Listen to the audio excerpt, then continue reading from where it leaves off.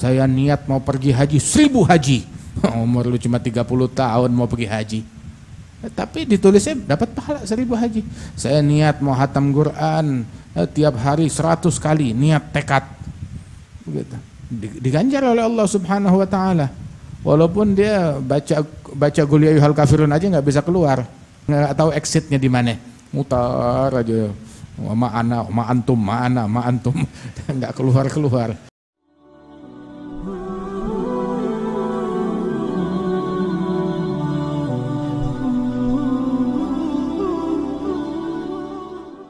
Niatul mu'min khair min amalih. Niat mukmin lebih baik daripada amalan dia. Kaif lebih baik? Amalan perlu duit, amalan perlu tenaga, amalan perlu waktu. Niat nggak perlu duit, nggak perlu tenaga, nggak perlu waktu. Niat bisa kapan aja. Sekarang juga kita bisa berniat. Begitu, pengen haji, mau haji, tinggal ntar masalah bagaimananya itu urusan Allah. Jalanin apa yang menjadi tugas kita. Kadang tuh hal-hal yang nggak bisa dicapai dengan perbuatan, itu bisa kita capai dengan amalannya kita. Niatul mu'min khair min amalih. Kenapa niat lebih baik daripada amalan? Kan amalan terjadi real. Niat cuma niat doang. Allah nggak butuh sama duitnya kita, sama hartanya kita, sama fisiknya kita. Tapi yang dilihat oleh Allah Subhanahu wa taala adalah ketulusan kita, tekad kita kepada Allah Subhanahu wa taala. Sehingga amal tersebut untuk menunjukkan kesungguhan kita di dalam niat. Kemudian juga kenapa niat mukmin lebih baik daripada amalannya dia? Sebab kalau amalan itu terbatas. Amalan itu dibatasi dengan banyak hal. Tapi kalau niat tiada batas. Niat tuh nggak ada batas. Saya niat mau pergi haji 1000 haji. Umur lu cuma 30 tahun mau pergi haji. Tapi ditulisnya dapat pahala 1000 haji.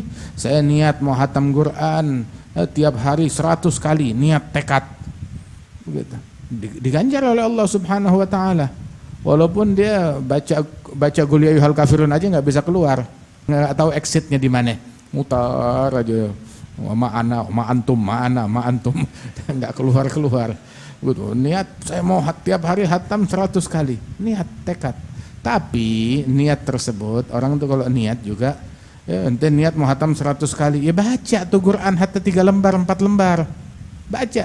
Ini mau niat 100 kali yang dia baca medsos. Qurannya nggak dibuka sama sekali. Itu namanya niatnya main-main, nggak ada kesungguhan. Itu niat Allah Ta'ala berikan tuh keajaiban di dalam niat. Hatta as-siddiqin, para wali-wali besar, mereka mencapai jenjang tinggi di sisi Allah Ta'ala dengan niat tersebut. Alhasil pergi haji ya, dengan niat kita itu disebutkan seorang hamba, inna abdan sahhahtu lahu jismah wa sa'atu alaihi fil ma'isyah tamdi alaihi 5 awam wa lam yafid alaihi innahu la mahrum. Sesungguhnya hamba saya beri badannya sehat, saya luasin ekonominya dia, rezekinya dia, terus berlalu 5 tahun nggak datang ke saya, padahal dia punya kemampuan. Hadza mahrum, orang terharamkan. Bukan dia nggak mau haji, jangan-jangan Ka'bah yang nggak mau dia, Allah yang nggak mau dia. Allah lah jangan datang, sono datang pergi ke mana namanya, pergi ke Disneyland aja, pergi ke Taman Ria aja, ya pergi ke mana lah, begitu ke bioskop aja, pergi ke mall, jangan pergi ke sini. Pergi jalan-jalan sono ke Eropa, Amerika, jangan pergi ke sini. Waliyadzubillah min dzalik, mahrum, terharamkan. Nah, itu sebisa mungkin kalau dia bisa perbanyak haji, dianjurkan perbanyak haji.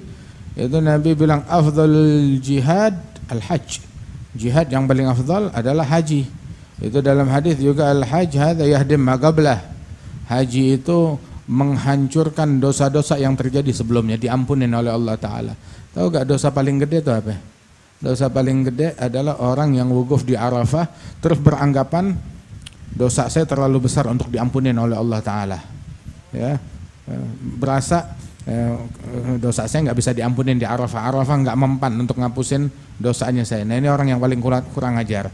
Ini orang yang dosanya paling besar, berprasangka buruk kepada Allah Ta'ala. Semua dosa diampunin. Yaqul Imam al-Haddad wa fi Arafatin kullu dzambin mukaffarun wa mughtafarun minna bi rahmati ghafiri waqafna biha walhamdulillahi wathana. Itu di Arafah semua dosa diampunkan oleh Allah Subhanahu wa taala. Rahmat dan anugerah ampunan dari Allah Subhanahu wa taala itu haji mengampunkan dosa-dosa yang terjadi sebelumnya, dosa kecil ataupun dosa gede, kecuali utang.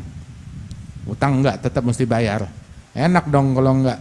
Ya, utang tetap mesti bayar. Hajinya ngutang udah gitu, kalau sudah diampuni, lah utang tetap mesti bayar. Haknya orang tetap mesti dikembalikan.